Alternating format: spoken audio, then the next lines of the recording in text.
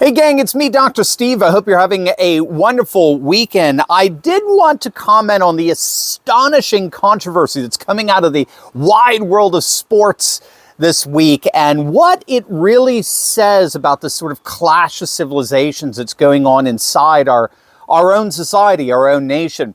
Many of you are familiar with the professional hockey player Ivan Provorov of the Philadelphia Flyers. Actually, his full name is Ivan Vladimirovich Provorov. So obviously, he's a very, very bad man. He's really, really evil, right? Okay, so this week, the Flyers, for whatever reason, scheduled a pregame warm-up where the team wore LGBT pride-themed jerseys and used sticks wrapped in rainbow tape and the like.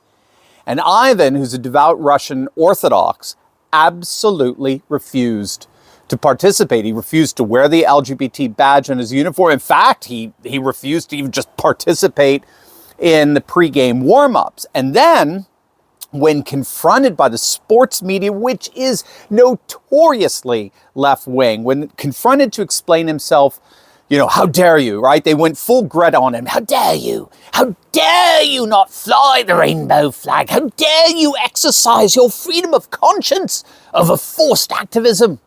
To all of that, Provorov simply said, I respect everybody's choice. My choice is to stay true to myself and my religion, and that's all I'm going to say about it. And when he was pressed, well, what is your religion? He stood there and said boldly and proudly, Russian Orthodox. Now, you would think in a healthy, rational society, that would be the end of it. I respect everybody's choices. I would hope you afford me the same respect. Simple, right?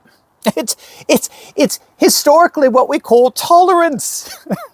But that tolerance is the last thing that Ivan got from the legacy media, and particularly the sports media. One fellow in particular, NHL Network's EJ, I believe his name is Herodek, again, an utterly frothing left-wing lunatic. He actually went so far as to suggest not only that Ivan go back to Russia, but perhaps go ahead and get involved in the conflict in Ukraine.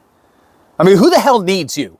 Get out of here if you're not going to embrace our liberal values, of course, being illiberally shoved down your throat. And in fact, if you think it through, what this guy over at the NHL Network said was, embrace our liberal values or go and get yourself killed. My, how liberal.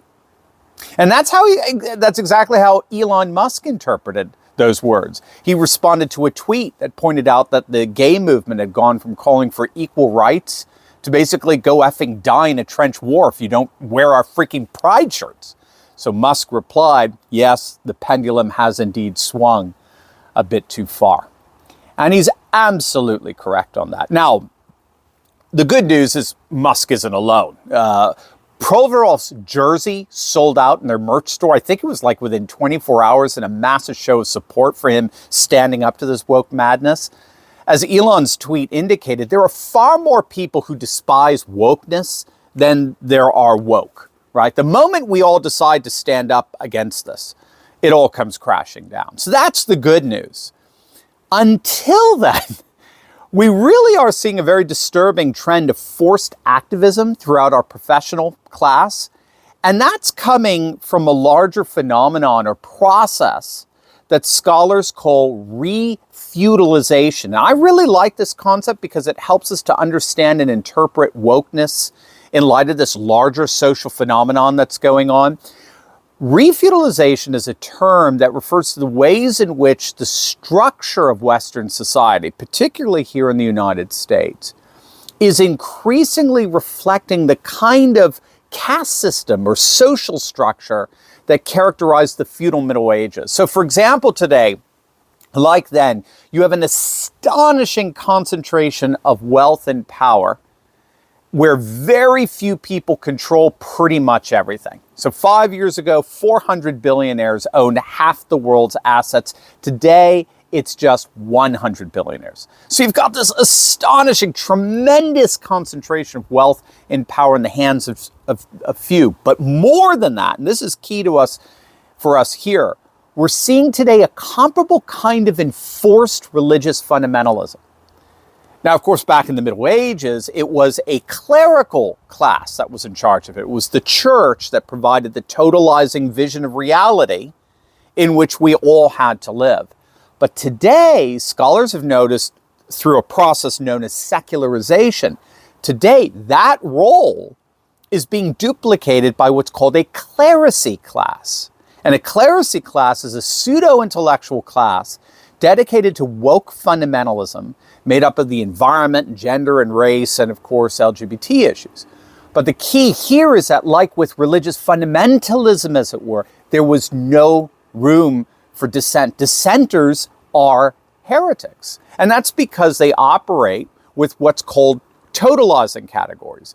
And totalizing categories, at least today, are very, very simple. You're either pro-LGBT or you are anti-LGBT. You're homophobic, right? There's no in between. You're either pro-woman or you're anti-woman. You're a misogynist. You're either for equity or you are anti-equity. You're either for social justice or you are anti-social justice. There's no in between. Again, the key here is that instead of living under a clerical class enforcing church dogma, we're now living under a clerisy class, a class of pseudo-intellectuals from the universities and professions, the credentialed class comprised largely of the legacy media, particularly in this case, the sports media, which is about the business of enforcing woke orthodoxy and burning heretics every bit as much as any ecclesial authority would have been doing. That's how you get these asinine, absurd statements coming from the media that Provorov should go and get himself killed if he refuses to wear a freaking pride shirt. The pride shirt for these people is a symbol of fidelity to their new religion, the religion of wokeness, right? Just like bending the knee before a soccer game, right? Or football if you're from across the pond. It's a symbol of submission. And I'm very heartened to see that more and more prominent people are standing up and saying, F you. Here I stand. I will not kneel. I will not recant. I don't buy your woke religion. And there's nothing you can do about it.